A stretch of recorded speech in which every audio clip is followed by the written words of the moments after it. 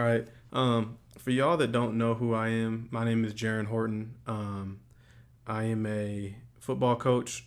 I was a USFL Assistant Coach of the Year in 2023. I got experience in the NFL. I got experience in college, um, FBS, SEC, all that. So today, what we are going to focus on is we're going to kind of start from the ground up. Um, we're going to teach you football, and please ask questions. Um, please ask questions if you don't understand something or you want to know something, um, because I'm here to teach. That's what I do. I'm a coach and I'm a teacher. So like I said, we're going to start from the ground up with building a playbook. And there's not necessarily a right or a wrong way to do it, but you want to make sure that it's cohesive and that it makes sense, and that it's simple. So we will start with this is like the intro to a playbook, the intro section, to a playbook. And typically you're going to have your logo somewhere up here and all that stuff, but I took that out. I did redact some of this stuff because I don't want all my information out there, as far as checks and calls, but we'll go through that when we get to it. All right. So it's nice to have everything nice, organized, and neat within your playbook. So I always have a table of contents, at the beginning of each different section.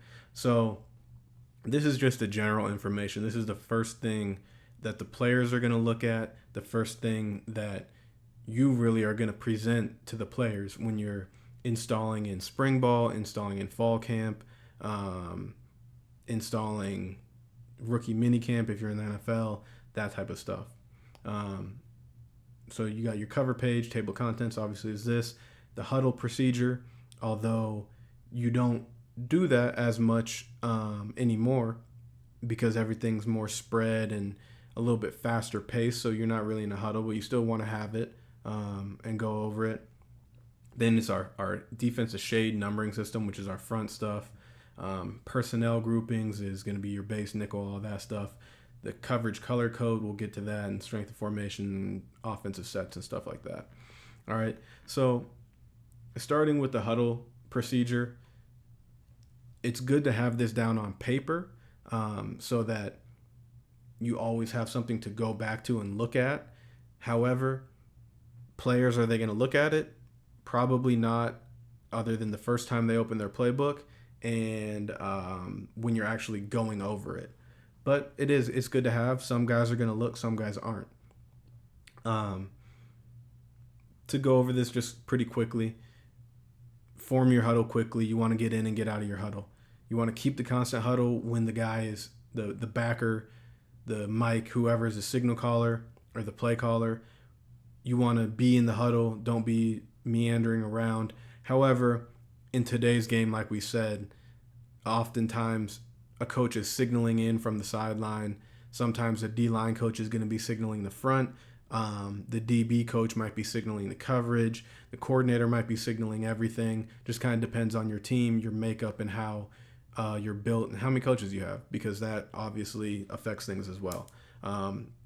If you're in college and you're at a big-time college program, then you're going to have GAs and student assistants, that are going to have dummy calls and all that type of stuff. Sometimes you're going to hold the sign up like this. When you see at big schools, they hold the sign and all that. But if you're going to be in a huddle, you want to have the mechanics to make the huddle. Let the signal caller do all the talking. He's going to call the play, tight, strong 3, tight, weak 6, whatever the call is. Triple middle fire zone, however you call it. Just in our system, the strong safety is responsible to echo the personnel. Usually a coach will hold that up with a sign on the sideline, 11, 12, normal, tiger, depending on how you talk about personnel. Usually it's numerals now in modern football.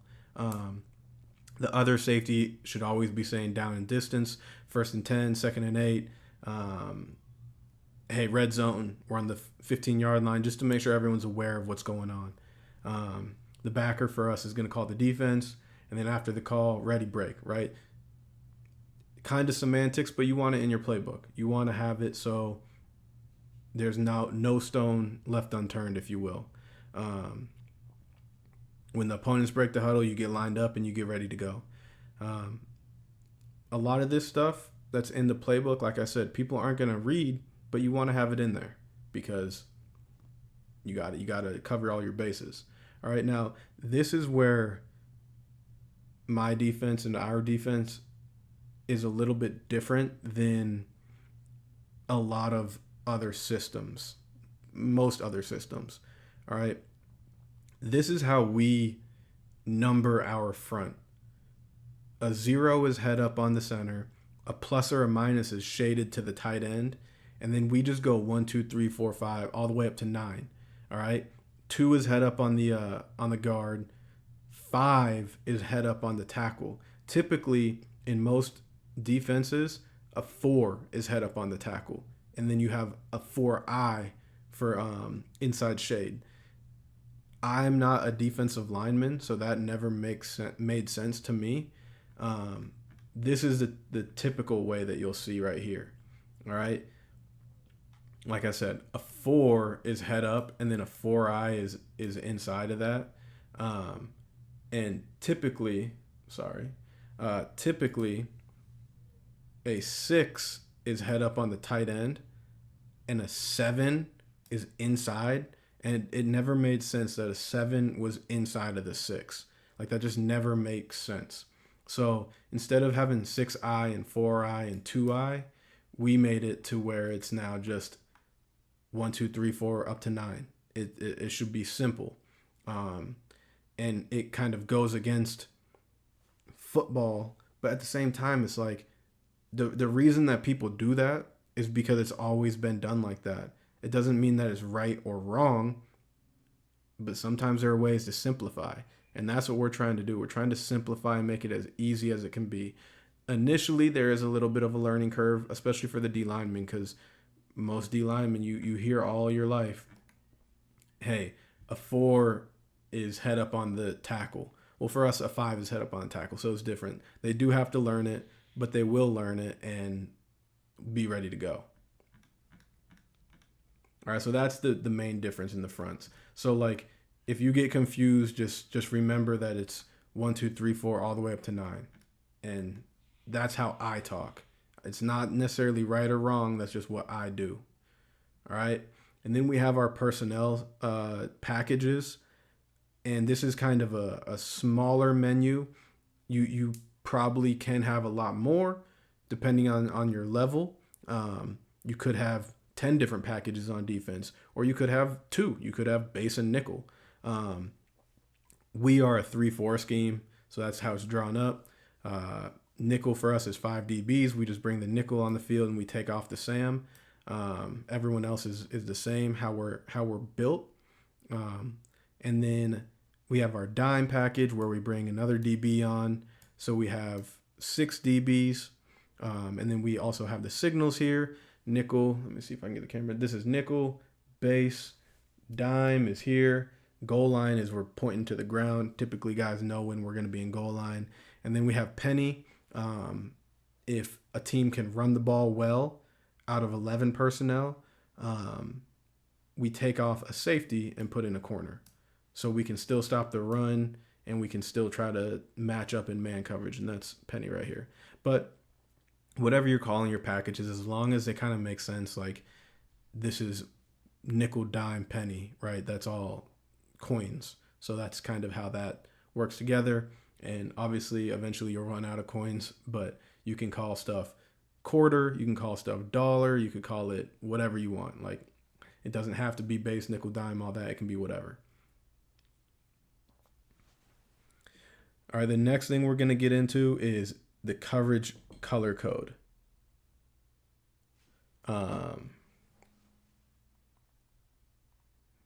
And the coverage color code how we're doing this is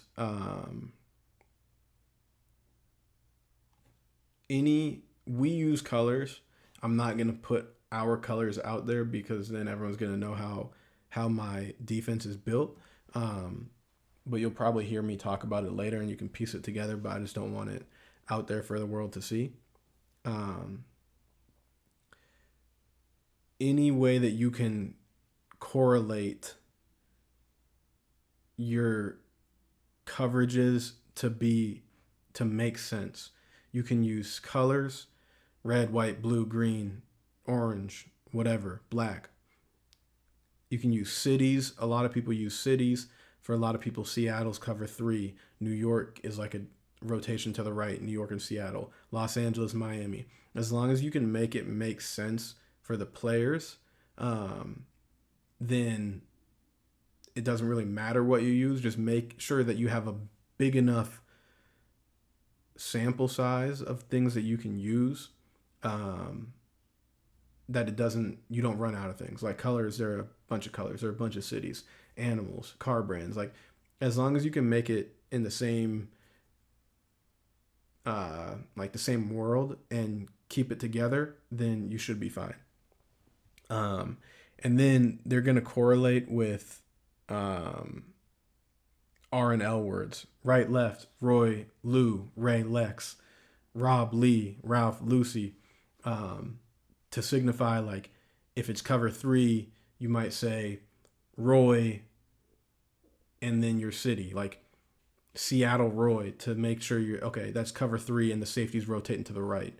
Or you would say Seattle Lou or Seattle Lex. However you want to make that fit is cool. Just make sure that you're all on the same page, basically, and make sure it makes sense. That's the big thing. Is it needs to make sense to everybody. Like, and yeah, it'll make sense to you because you're the one that's doing it, but it's got to make sense to everybody.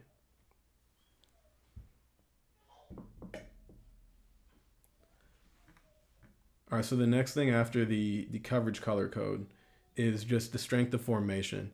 And this is really for the safeties and like the inside backers who are going to be having to adjust to formation and adjust to sets. Let's go. Lock it in.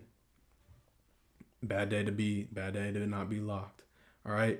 The strength of formation stuff is it can get tedious, and like there's a lot of pictures here because you're basically going over every single formation and where you want to set the strength. How we do it is the strength of the formation is to the two fast receivers, and typically now in modern football you're in more 11 personnel, so it's not that hard to like figure out where the two fast receivers are. It's the X and the S, or the X and the F, however you demarcate the guys. This is more for like 21 personnel and 12 personnel, like 90s and early 2000s football, because that's where this defense comes from. It comes from the Steelers defense. So when it's easy like this picture, Q, let me see if I can zoom in. How do I zoom in here? I'm trying to zoom in. All right, so like this picture right here, Q, this is typically like modern football. What you'll see, these two, P and Q right here. This is easy to tell strength of formation. It's Lou. That's how we say formation, Lou and Roy. But we don't even really use Roy and Lou. That's just how it is in the playbook. But like here, both of these are Lou because the two fast receivers are on the left. That's just how we do it. You can build it however you want. Just make sure that it's cohesive and make sure that makes sense. All right.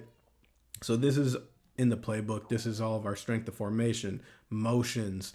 So Lou to Roy, because there are two receivers over here initially. So it's Lou, motion across. Now it's Roy because this guy's going to end up here. Two fast receivers over here. All right. And like when you're making a playbook, just make sure, like we said, make sure it's all cohesive. Make sure it makes sense. And definitely double, triple check your work because this is a lot of pictures and you're going to mess up eventually. Um, Closed call, open call. We don't use open call anymore, but the closed call, we do it to the tight end, on the ball tight end. Same thing. This is a lot of stuff, and you're trying to get every single formation you can show so that if guys have questions, they can go back and look at their playbook, basically. Just make sure all your verbiage is the same, your formations are all the same, because sometimes people get playbooks from, you get a concept from this guy and another concept from this guy, which is cool, but make sure it's in your language. That's the biggest thing. All right. So now we're going to talk about defensive terminology. All right. And this is really what we're talking about. So fronts, run support, all this stuff. Make sure that this stuff is all cohesive and it all aligns. All right. So like I said, this is a really like redacted version. You could have 100 fronts. You could have a bunch of fronts. Right now, we're just going to talk about the main ones that we use. Tight is what we call our 3-4 alignment, and it's a 5-0-5. For a lot of people, that's a 4-0-4, right? A lot of people, they're going to just be aligned head up on the tackle. For most people, that's a 4. For me, that's a 5. Same alignment, just different words, because we said we changed the fronts. All right, that doesn't really matter. The tank alignment, we're going to get our backers to show, right? Our backer and our dime are going to align at the heels of the D line, head up on the guards. They're just in their normal alignment, just walking up. A way for us to get us to show blitz, whatever. Then we have our bear, our shade, which is a typical 4-down front, right? With a 3 and a 1. Shine is a variation of that. It's the same thing for everyone, just gets the one end in a 9. Shade, 9. Sounds like shine, so that's how we came up with that. Show, rush, double barrel. All these are just different fronts. You can call them whatever you want. Just make sure, like I said, with shade and shine and show, they all have some sort of cohesiveness and they make sense together, right? That's all we're trying to do. All right, and now we're talking about our run support. And really, it doesn't matter, like I said, it doesn't matter what you call these things, but make it how you talk. Make it how your coaches talk. Because if I'm saying force and someone else is saying, I don't know how box or something like that. Box is the other thing. Players are gonna be like, well, you said force and you said box. Which one is it? It doesn't matter. You can use either one. You can say whatever word you want. Just make sure that everyone's on the same page. Make sure that when the D-line coach is talking and the corners coach is talking, that they're saying the same thing. That's really what we want. And define it how you want to define it. For us, force, we want to be physical. We want to physically make the edge, make the tackle, or force the cutback. But you have to be physical, because some guys will be like, oh yeah, I forced it, but you're 2 yards from the sideline and you're not forcing anything. You're just out there existing. We want to force it physically. All right. Sky is safety force. Cloud is corner force. Sky is typically your cover 3 stuff. Sky support. Sky force. Cloud is like your Tampa, your cover 2s, where your corner is going to be the support. It's really to now, when I'm talking and I'm installing Tampa, I can say, hey, it's cloud support. And if someone doesn't know what that means, then they can go into the playbook and look, cloud support, what does that mean? Oh, it means the corner is the primary force. So, okay, that's where the edge of the defense is. That's what all this stuff is. And it's important to have this so that guys can go back and look. All these are basically coverage calls, play it, cloud, lock.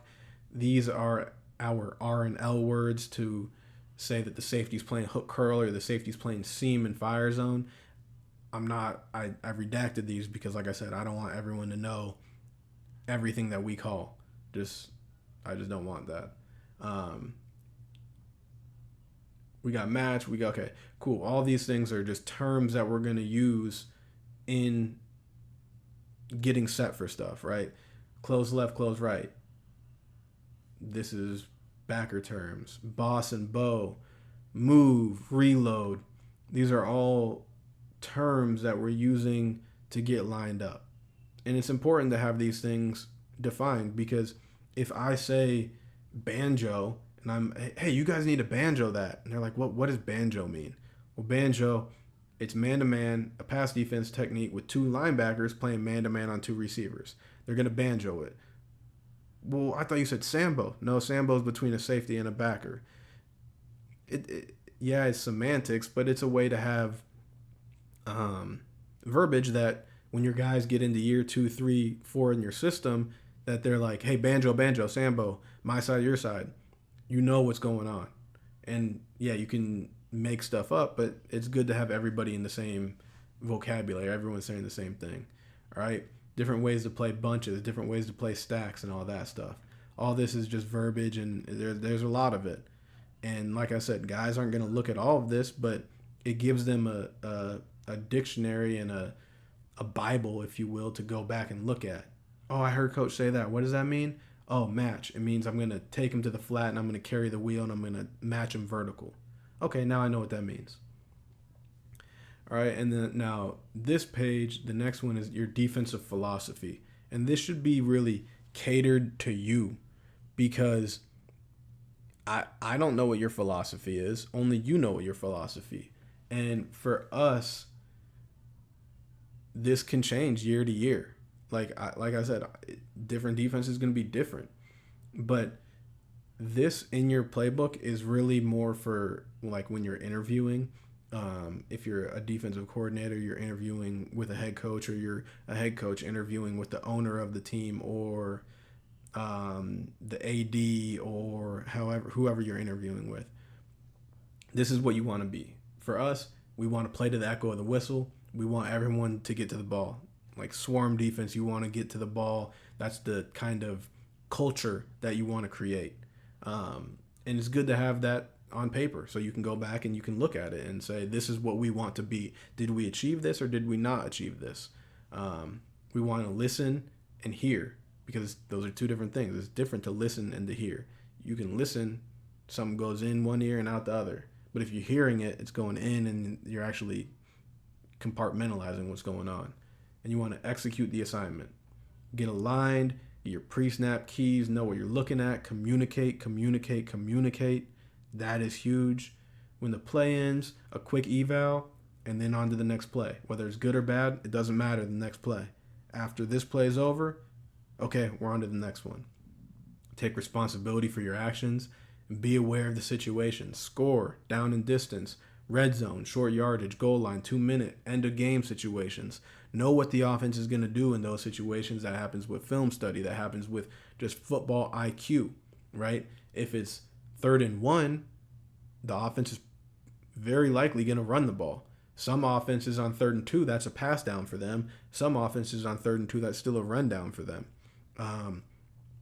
Is the ball kind of near midfield? Is it within the 40 to 40, with what I call the alumni zone, shot zone?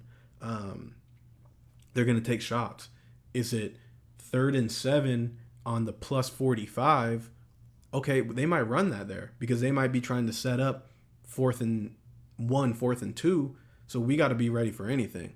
I'm not going to call a super all-out blitz on 3rd and 7 at the plus 45. I'm probably going to call a normal coverage because I don't know what they're going to do. 3rd and 7 on the minus 20, that's a pass down. 3rd and 7 on the plus 35, shoot, I don't know what they're going to do. So let me just be kind of more safe, if you will, and call cover 3, call cover 6, call our more generic vanilla defense, if you will. And then the next thing, this is from Coach Tomlin. Defend a blade of grass, right? Give us a chance to play again. Defend a blade of grass. And that's a great visual thing because everybody knows what a blade of grass is. And it's a game of inches. If there's a blade of grass in between the ball and the goal line, it doesn't count. But if you just, let me give up because that blade of grass doesn't matter. No, every blade of grass, every blade of turf matters. All right? Pride in your personal performance is one of the strongest team weapons we have because it's a team game. And if everyone is prideful in their personal performance, then we'll be a good defense. We'll be a good team. Never let your teammates down, and never relax. And then this one right here, the definition of a loaf is coach specific. So this is how we are, what ours was in 2023. It could be different next year. depending on if the coaches want to change it or if it's a different coach. This is just how our defensive line coach, how our linebacker coach, and our DB coach signified a loaf. A loaf for a defensive lineman is different than a loaf for a defensive back. A defensive back, if he's taking a bad angle on the backside, then that can be a loaf. If he slows down on the backside and then has to speed up because he wasn't taking a good angle, wasn't at the proper speed, that can be a loaf. They're different things. I'm not asking a linebacker or a defensive lineman to do the same type of thing that a DB is. That's just not smart. They're different bodies, different guys. All right.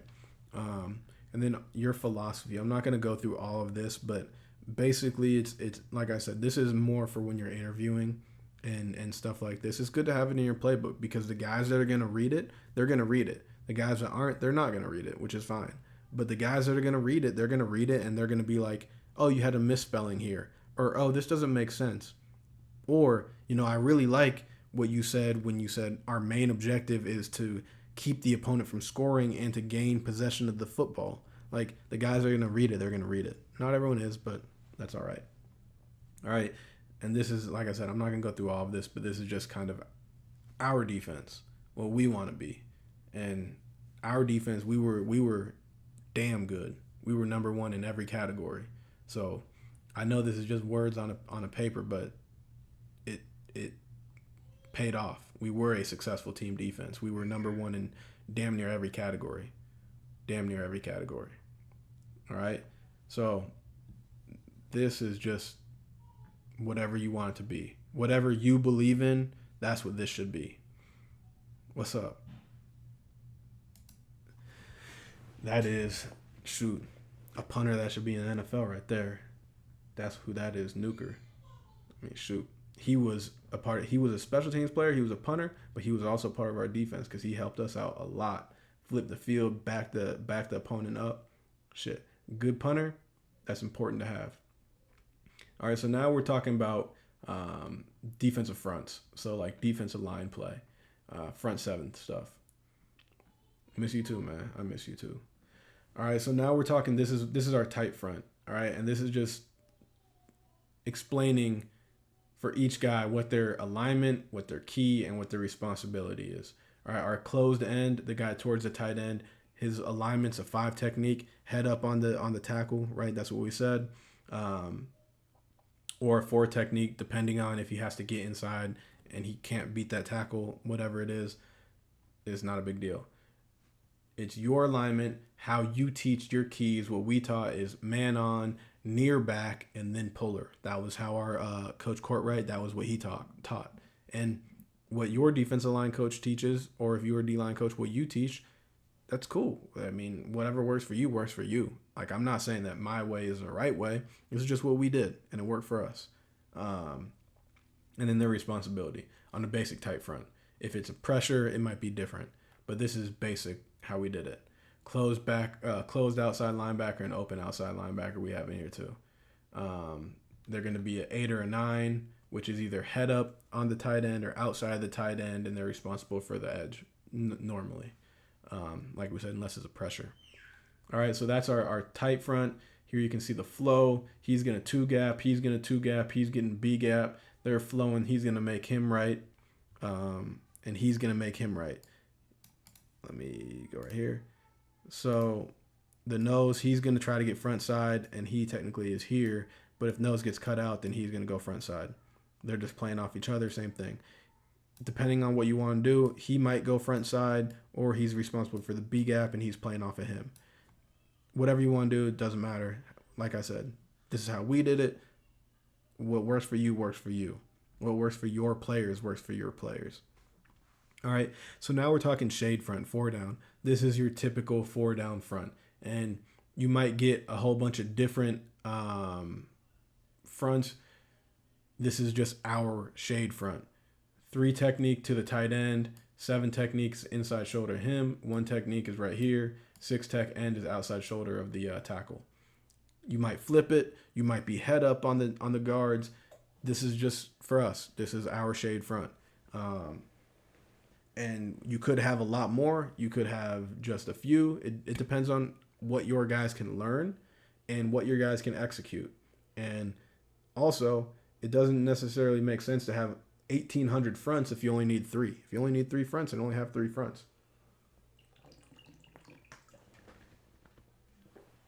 All right, excuse me for that. All right, so that's our shade front, our four down stuff. This for us is our more. We only did this on nickel, and this is more of a pass down for us, just because we were hella nice in the run in our odd front, so we didn't have to do this four down stuff a lot. And then the next stuff we have is this is shade right, so it's just flipped. This is our rover front, still three down, and now our Will is off the ball. He's usually our fourth rusher. He could be going there. He could be going here. He could be a spy. This is just like a different front. We use this against Philadelphia a lot because they were more spread and passed the ball more than they ran the ball. So we use this front a lot. Then we had tight spy, same thing. All right, so just different fronts. Whatever you want to use, whatever you want to use. Here's your four down fronts, your rush patterns, what gap you're responsible for. In shade, in rush, we still want to balance the front. Rush front for us was 2 3s. You still want to balance the rush. Invert, if you want to put the ends inside and the tackles outside. Yeah, three down front because we have Boogie playing nose, and Boogie was outstanding at the nose. He had great stats from playing a zero technique head up nose, like which is not hard, which is not easy to do. Having a nose tackle like Boogie was the reason that we could play a tight front and play split safety stuff and still stop the run, because Boogie always took the guard and the tackle front side, and like he was imperative to what we did. All right. Then mixer is like different rushes. All right, then you have your games, usually on third down. It can be, I was talking to my buddy Tate, who is in Arkansas as a coach.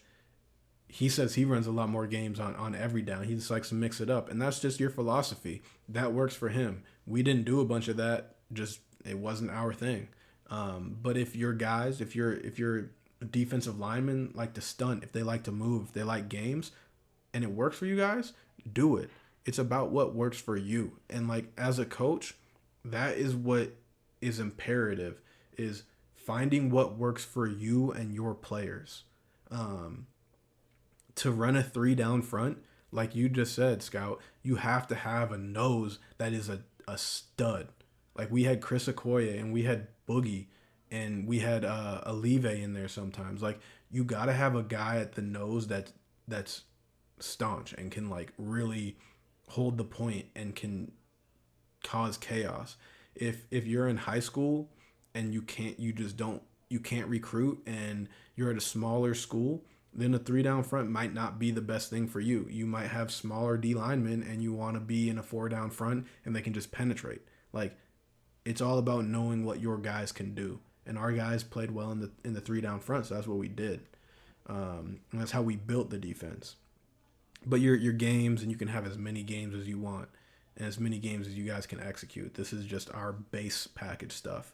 And the other thing is, a lot of the stuff isn't in the playbook like this is because it was game plan stuff. It was like, okay, we're playing New Jersey this week, and we saw in film Michigan did a stunt that looked good. Okay, let's put that in and run it against New Jersey. Like a lot of football is you see something on film and you like it, so you take it and you put it in your terminology. There's no shame in doing that, because at this point, the game of football has been around for over 100 years. You're probably not going to create something new. You're just repurposing, repackaging something.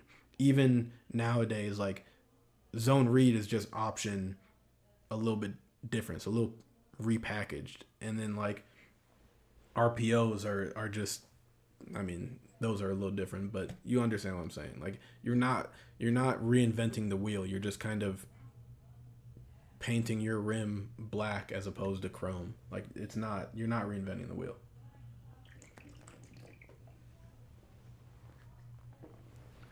All right, the next thing we're going to talk about is coverages, which I'm a DB guy, so I can talk a lot more about coverages and fronts. I can talk about fronts, I know I'm doing, but like I can go into a lot more detail on coverages. All right, so I hope I didn't screw myself over in any of this stuff. All right, so I'm hoping that there's no everything's redacted, but we'll see, I guess. All right, so for us, this is the main stuff. Obviously, there's man to man, but like man to man, I have that guy across from me. I don't need a write up for that. Three deep is our cover three. Quarters is our cover four. Palms is like two trap. I call it palms. You can call it whatever you want. That's just what I call it. Trap two, basically. Fire zone is three under, three deep for us. Monos is pressure palms. It is basically two deep, four under, if you will, kind of. Gold coverage is similar to monos, just a little bit different. We'll talk about that. And then ghost is like your void zone, your three deep, two under stuff.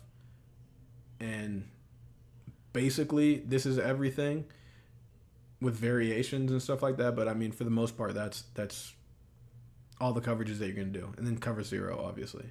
But all right, so now we're talking three deep, and shout out Coach Chofi because he was the original one that made these write ups, and they're awesome. So shout out to Coach Chofi. He's the GOAT. All right, three deep coverage for us. It doesn't the terminology doesn't matter. It doesn't. Curl flat, hook curl, curl flat. I don't care what you call these things, but you're always in cover three. You're always gonna have four underneath and three deep players. All right, you could call this guy. I think at Vanderbilt we called it seam flat right here, and we called this trace. Maybe that might have been in fire zone, but it doesn't matter. The verbiage doesn't matter. Just make sure it's cohesive and that it makes sense in your head, and that this is how I speak, so this is what we're gonna call it. Like I said, other places call it different stuff. It doesn't matter. Just make sure it makes sense to you and make sure it makes sense to your players. All right.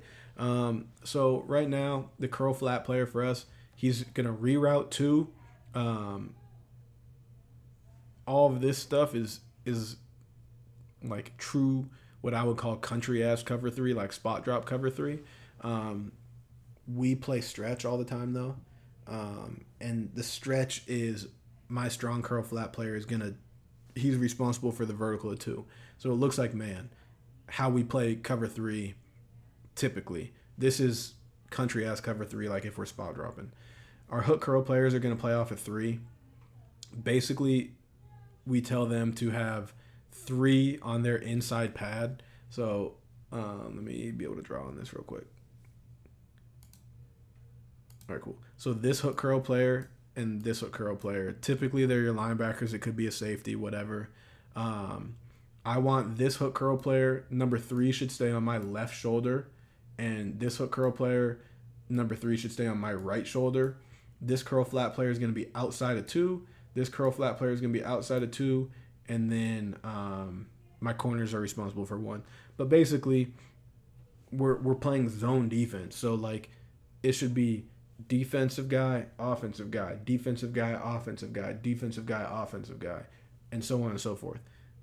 They're going to run routes and cross and do all that, but if he goes here and he goes here, all right, now this is two and now this is three, so my hook curl is going to sit right here and my curl flat's going to expand, and this guy's going to push over here.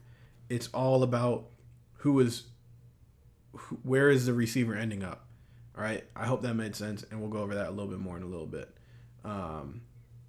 Here are just some kind of caveats. For us, we have a zombie. If Z goes over, the safety cuts it, the corner replaces him. And this is our stretch. Like I said, we typically run. The nickel, the strong curl flat, is going to carry the vertical at two, and our post safety is responsible for the vertical 2 weak. But that's basic cover three. All right, we'll go into more detail on that later. This is just super basic of what we're talking about with this. All right, quarters. This is true quarters. If people have heard me talk before, we did a lot of cover six. This is true quarters, like across the board. Once again, some people call this guy the quarter flat. I call it short quarters. That's just how I learned. And this is the Steelers, what they call it, from Coach LeBeau. That's where this defense really originates from. Coach LeBeau, and then my dad, and then myself. And I took a lot of stuff from Coach Mason at Vanderbilt too. But the verbiage is more the Steelers stuff. Doesn't matter how you call it, whatever you call it, cool. Short quarters player, we're going to match, carry, deliver. And remember when we were going over the defensive terminology, we talked about match a little bit and we talked about carry a little bit. Match, well, if we can remember that, or if we can't remember that, we can go back, right? So, match anything out. What does that mean again? Let me go back to my defensive terminology and shoot, we're right here. Match, a term used to tell a defender to cover a flat route and alert to cover the flat and up, the wheel. All right, so we go back to our defensive coverages. All right, so I'm going to match a flat route. So if 2 goes out, I'm going to match that. If 2 goes out and up on a wheel, I'm going to match that and I'm going to turn around with it, right? Because that's what it told me. That's what match tells me to do. So you can see it in the picture. You have it in words. And then eventually we'll watch film on it. So that's how people learn. People learn either with words, with pictures, or actually physically doing it. So then the next step is obviously going out to practice and being like, all right, you're playing short quarters. If 2 goes out and you physically have 2 go out and the defender, the short quarters player, he takes him. Okay, and now he runs a wheel. Oh, well, I'm going to take him. That covers your basis on how people learn. Different people learn different ways. Bryce learned differently than Tez learned, then differently than Ruben learned, then differently than Boogie learned, than Keith learned, and Mark, and anyone. Like, everyone learns different, and you got to find a way. As a coach, it's your job to figure out how those guys learn and to get it across to them. You're going to have to teach it multiple times in different ways till they learn it. It's your job to get them to learn it. And at the same time, if your guys can only handle a certain amount of things, then only run a certain amount of things. Like, as long as you're really good at what you do, then you don't have to run a whole bunch of different stuff. Last year, when we were the number 1 defense and we were the best spring league defense, we did not run a lot of stuff. We ran cover 3, cover 6, Tampa, and a very minimal amount of man and very minimal amount of pressure. Like, you don't have to do a bunch. Can you do a bunch? Yeah. It's fun to do a bunch, but usually that happens like year 3, 4 in your system. And when you have 3 spring balls and 3 training camps and 3 off seasons and like, okay, now you got your seniors. Oh, okay. I remember that from 2 years ago when we did it week 7. Like, that's what it's all about. You build on it. You start small and you build and build and build. All right. Yeah, facts. No excuses. I don't care if you know what I'm doing. I don't care if you know how we're doing it. You still got to beat it. Like, even if you know that we're pressuring, you still got to block it. Good luck. This is quarters, right? Short quarters, our 3 receiver player, our corners, we're either pressed or off at 7. And there's a science to why we're off at 7. I'll get into that later, but that's how we line up. All right, you have your 3x1, your box checks, your bunch set checks, and quarters. You're gonna have a lot more checks to 3x1. If 3 is in the core, you're gonna play it, potentially push the backside safety, or you're gonna have your 3 receiver player carry that, lock the backside. If 3 is out of the core, he could push over. You could play like mini, where the short quarter's playing off of 2 and they're all playing off of 3. There are a lot of different ways to play cover 4 to trips. We'll get into that later, but this is just a basic. All right, playing palms and quarters are very similar to me. I teach them similar. It's just instead of like a more 0 or more man, everyone's keying 2. So on this side, they're keying the tight end. On this side, they're keying this guy. If 2 goes out, the corner is going to trigger. He's going to zone off or get underneath 1, and then he's going to get to 1. If 2 goes in, then the corner is going to lock him. He's going to take that guy. Or if both go vertical, the corner is going to take 1, and the safety is going to take 2. All right. Like I said, quick overview of these coverages. We'll get into a lot more depth on these later.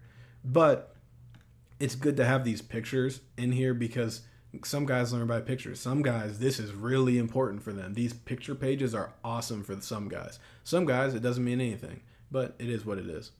All right, here's our fire zone, our match carry deliver. Once again, 3 receiver, he's playing off at 3. Fire zone third, fire zone middle. We'll talk about fire zone later. This is how we cover routes. Some guys like to see this. Some guys don't. Some guys would rather see it on film. Some guys, the pictures are really cool. Some guys want blank pictures with just routes, and they'll draw how you're going to cover it. Some guys just want blank 8 boxes, and they're going to draw everything themselves. It's a good way to have tests before games, anything like that. But have this, show guys how to cover stuff, whatever. Fire zone routes, this is how we cover stuff. Monos, like I said, is just palms with one less cover guy because this is a 5-man hit. Similar coverage, but we didn't run a whole bunch of this, but we had it. Same thing, goal coverage. It's similar to Monos, but it's more man-oriented. Vertical hook for us, he's going to turn and run with a vertical. If 2 goes out, he's going to go get underneath 1. It's just to have tighter coverage. This gold coverage doesn't work as well against a mobile quarterback. If this guy's like Lamar Jackson, I would never run this coverage because if everyone goes vertical, nobody has vision on the quarterback and he'd get loose. If I was going to do a too high pressure against him, I would do this because these guys have vision, right? So different ways to get to different things. Small caveat, little difference. We didn't run gold. We ran wild last year, but we only ran it. Gold and wild are similar, but you have 3 guys. We ran that against Philly last year, just based on their route concepts, but not important. All right, and ghost is your 3 deep, 2 under. This is like Pat Narduzzi, who was at Michigan State, and I think he's still at Pitt. Maybe not. I could be wrong. If I'm wrong, I'm wrong. But this is like what he made famous. It's a way to get 6-man pressure and not have to play true cover 0. You only have 5 guys in coverage, but it's more zone oriented. This is good, but you gotta invest a lot of time in this because it's different, but it's good. It's a good coverage. Like I said, you just gotta invest time in it.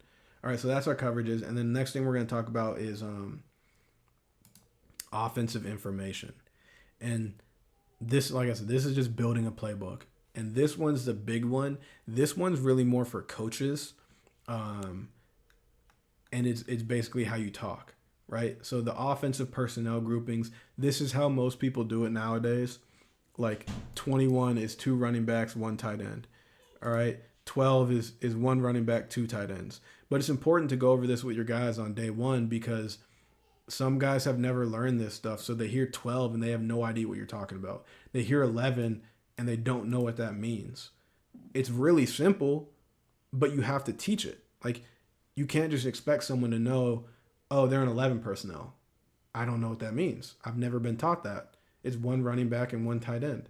The first number is the number of running backs, and the second number is the number of tight ends. So 10 personnel is 1 running back and 0 tight ends and 4 wide receivers. So like how I talk, I say it's an 11 personnel look. It's an 11 look. It's a 10 look. It could be 12 personnel, which is 1 running back and 2 tight ends, but it's a 10 look. The formation looks like 4 wide receivers. And what you call these, like in the NFL, some people use like kings and queens and tiger and different words. It doesn't matter. It like, call it what you call it. Just make sure you call it what you call it. There's a rhyme and a reason for stuff. And then we have this, the lettering. The H is the halfback. The S for us is the third receiver. And this is more for breakdown stuff. Like when you're breaking down film, like if you got to tag something, it's inside drive, Y sit, or inside drive X slant, because the backside X is running a slant. That's more for this. And like when you're talking on the board, keep it consistent. You don't want your defensive line coach calling the third wide receiver the S or the F or the R, and your DB coach is calling him the Q or the whatever. Just make it consistent. Make your coaching staff speak the same, and eventually your players will speak the same. Because if you're in high school, oftentimes that's like the first time that guys are learning it. So it might not be as difficult to get guys to learn. But if you're in college, every kid went to a different high school. They speak different. If you're in the the UFL or the NFL, guys went to high school and college and learned something different. So now you got to teach them your verbiage, which no right or wrong, just you gotta teach it and talk the same. All right. It doesn't matter what you do. It's just what you do. So now in the game, um, and I ask Bryce, hey, what did you see? He'll tell me, um, the S motioned across, and then he ran a 3-step out. If we don't go over this, he might say, yeah, the Z uh, ran motion, ran 3-step out. I'll be like, the Z, because we're not on the same page. And it's just in the game that's important, right? Nowadays, like in certain levels, you have certain, like in the NFL they have tablets, but in college you don't. In college you don't have tablets, and it's all like you can't go back and look at the formation. You got to have someone up in the box writing the formation down and have guys looking at it to see what happened. Did that hit in the A gap? Did that hit in the B gap? In the NFL and the UFL, you're blessed because you have either pictures, or in the UFL you had video, so you could see what happened, which was really nice. But in high school, some high schools have like the TVs on the sideline that you can re-watch it, but a lot of people don't. Like that's expensive. And to be able to talk in the same language, have your players talk in the same language, everyone can be on the same page. So if you have a coach up in the booth, he's saying, okay, they ran 9-7-3. What does that mean? For me, that means number 1 ran a 9 route, he ran a go. Number 2 ran a 7, a corner. And number 3 ran to the flat. Sail, what some people call it. I call it 9-7-3. It doesn't matter what you call it. Everyone be on the same page. So in the game, did they run 9-7-3? No, they ran whatever. Control. Okay, cool. We're on the same page. That's what this is important for. And it's important to have it in your offense, or in your defense, I'm sorry. This, like I said, is more of a breakdown. You're talking about gaps and okay, this is the 4. So like for us,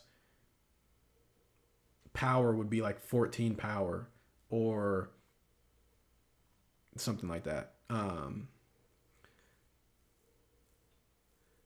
Yeah, TVs and headsets to no TVs and exactly. So like having a good playbook and a good foundation to kind of go back to is important, because even if you're at like Hoover, a big school in Bama, in Birmingham, it's still important to everyone talk the same language.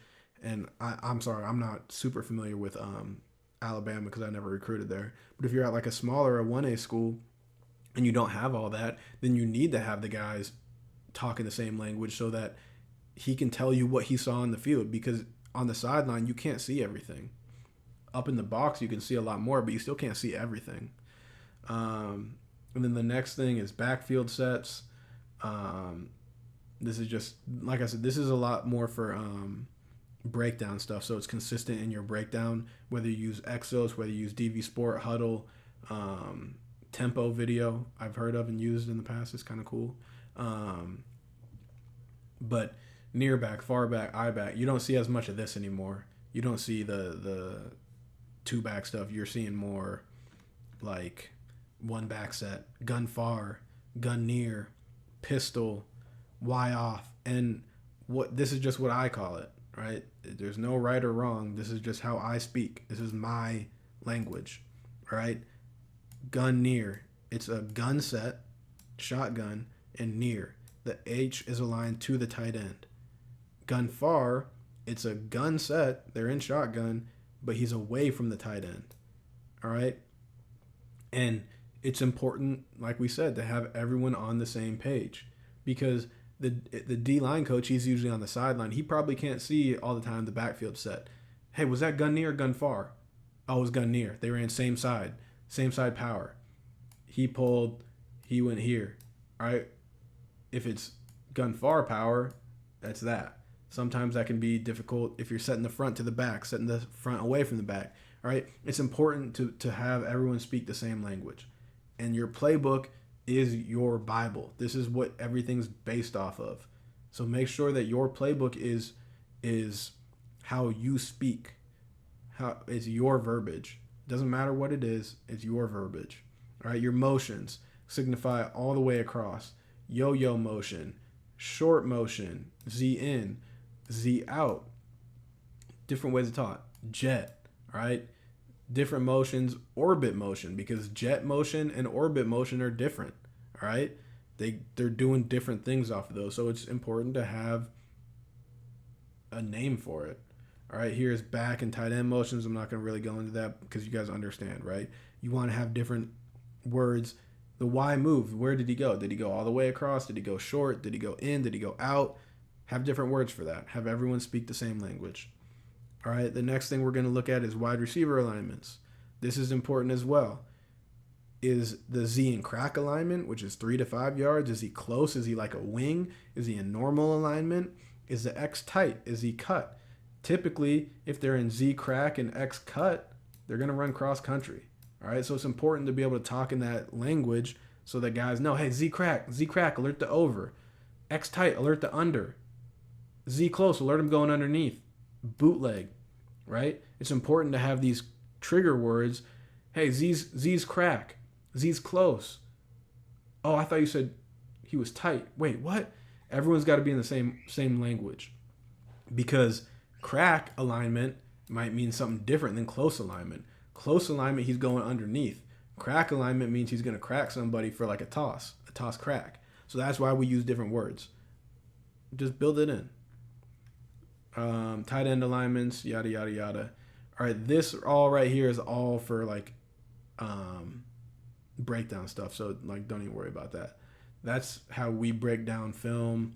I don't talk like this though. Like open back, split back protection, open back scats. That was 51. Like I don't say that. It's all for the number, for like when you're breaking down film so you can sort stuff, and that's not important for right now. How you're talking about runs, lead, toss, belly, cut, whatever you call it, zone read. It doesn't matter. It's just, it is what it is. Same thing for computer stuff. All of this stuff is for computer stuff. I don't know what else in here is important. I do. Okay. This stuff, your route tree, whatever you want to call it what you want to call it, but just make it have a rhyme or reason. 2 is inside breaking route. I'm sorry. Even is inside breaking route. Odd is outside breaking route. So remember when you heard me say 9-7-3 earlier? 9 is a vertical. A 7 is a corner. And a 3 is an out. So 9, 7, 3. That's how I get that. That's just makes sense. All right. And then your basic route concepts. I call this stick. Some people call it tear. Does it matter what you call it? No, it doesn't matter what you call it. Just I call it stick. So that's why it's stick in the playbook. All right. So now I can say to Tarp, hey, remember on that play where they ran stick? Then he can go, oh yeah, that was on second down. They ran stick. Like that's, hey, remember when they ran 9-7-3? Oh no, they ran 8-7-3. He ran a post. Okay, cool. Bet. We're on the same page. Verbiage and how you talk is important. Star 7. Star route with the 7. Cool. Doesn't matter what you call it. Just make it cohesive. Touchdown, check down. All go.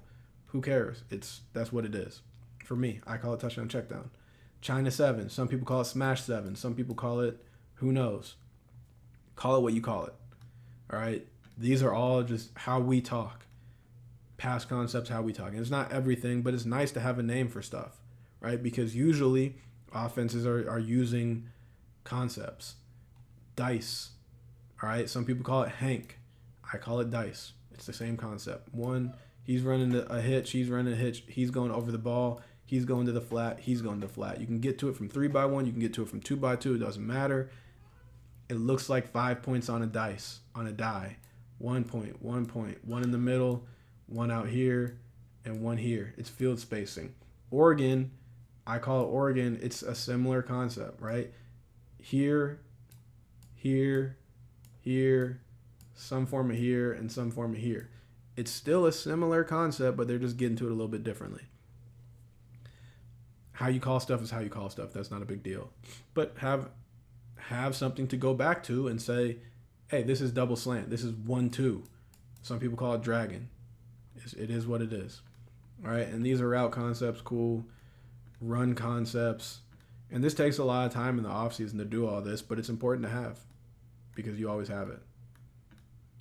All right, so that right there now, we've spent an hour-ish, I think just about an hour, going through. This is the intro to the playbook. And like this is day one install.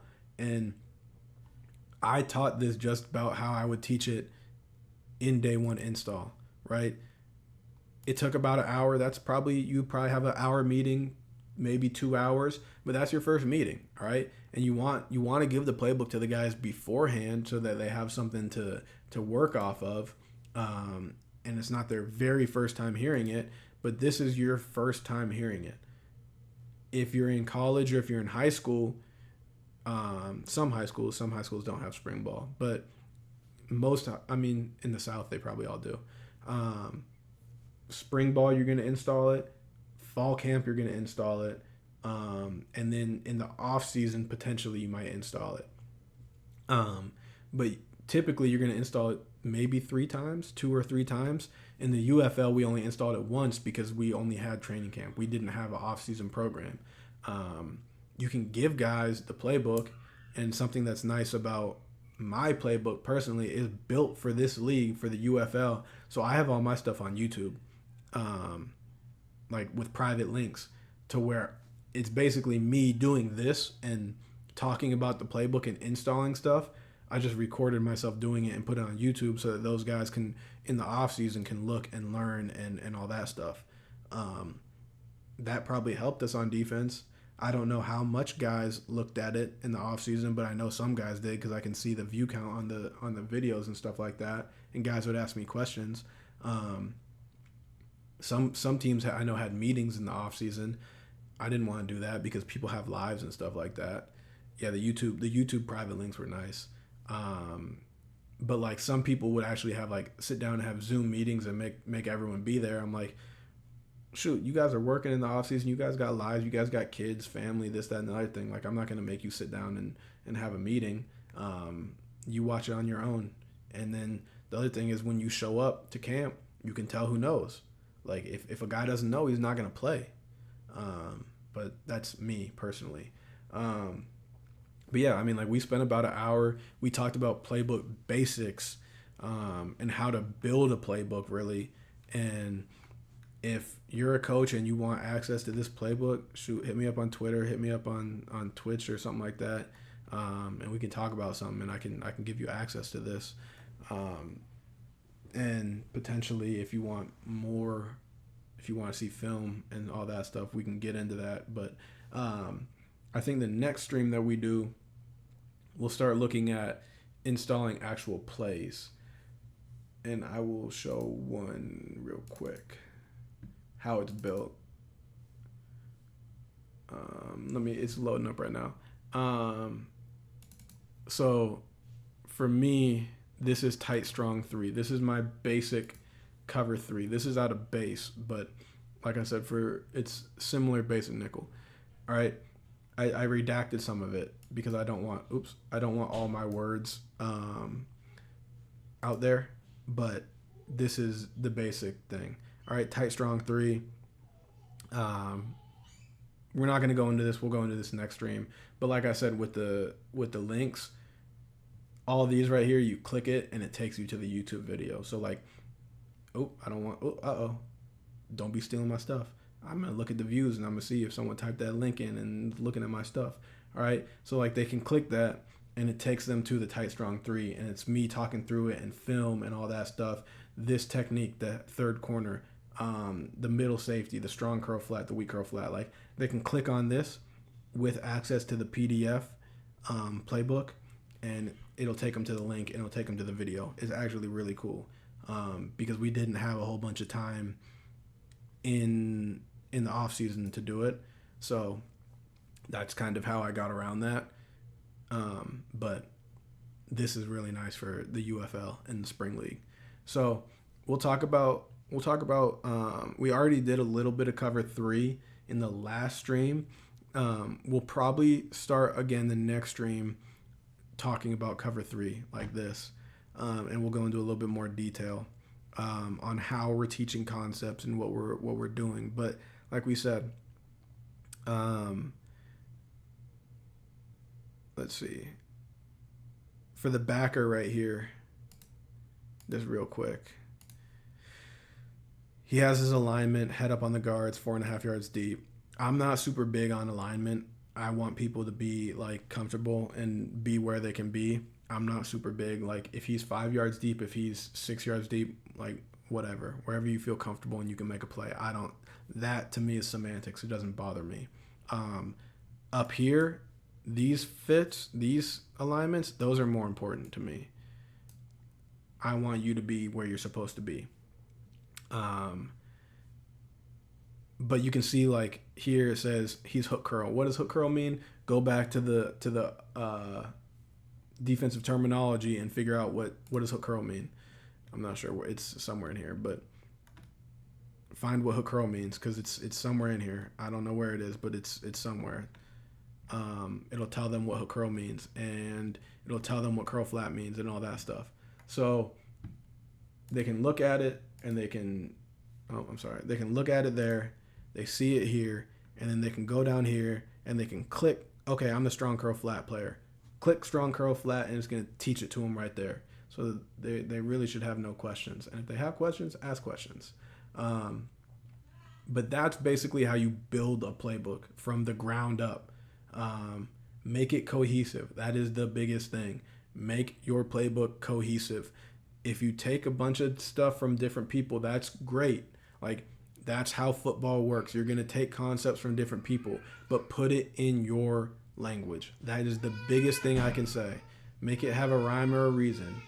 And I think y'all can probably hear that. So now it's my time to sign off, and I will catch y'all on the next stream. I really appreciate y'all being here. All right.